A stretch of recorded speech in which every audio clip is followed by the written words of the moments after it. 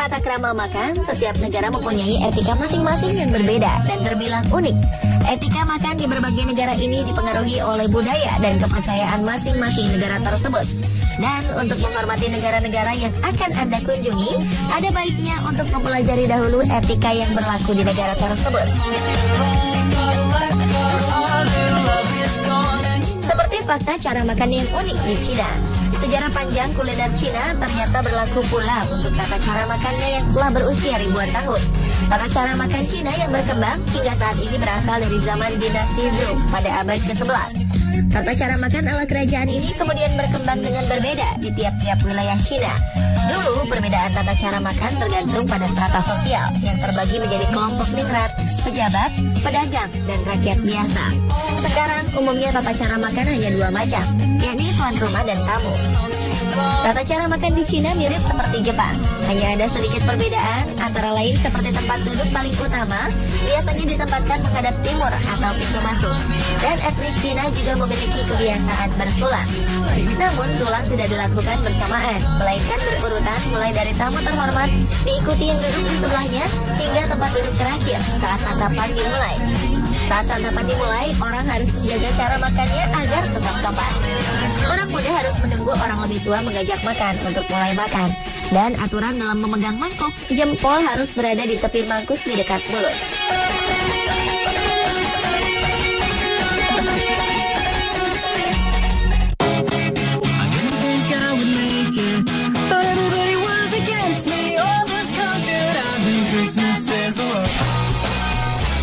Sementara di Rusia juga berlaku cara makan yang tak kalah unik.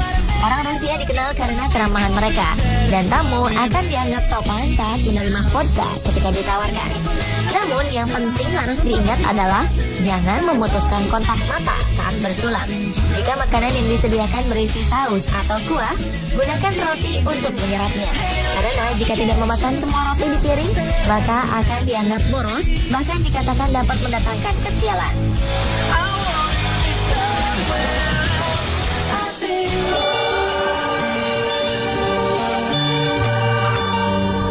Lain halnya dengan tata cara makan di Afghanistan. Di negara ini, para tamu diharapkan untuk mulai makan duluan, dan tamu juga diharapkan untuk makan paling banyak, serta harus duduk jauh dari pintu. Secara etika, dilarang untuk menjatuhkan makanan karena selain dianggap boros, juga dianggap tidak menghargai makanan yang diberikan Tuhan.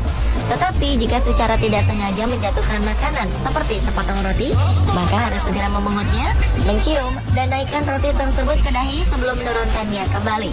Gerakan tersebut dimaksudkan sebagai tanda penghormatan terhadap makanan.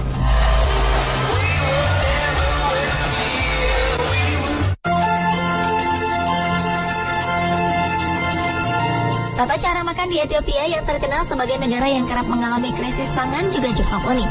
Di sini dikenal dengan tradisi Gorsha. Yang dimaksud dengan tradisi di Ethiopia ini melibatkan orang memberi makan satu sama lain.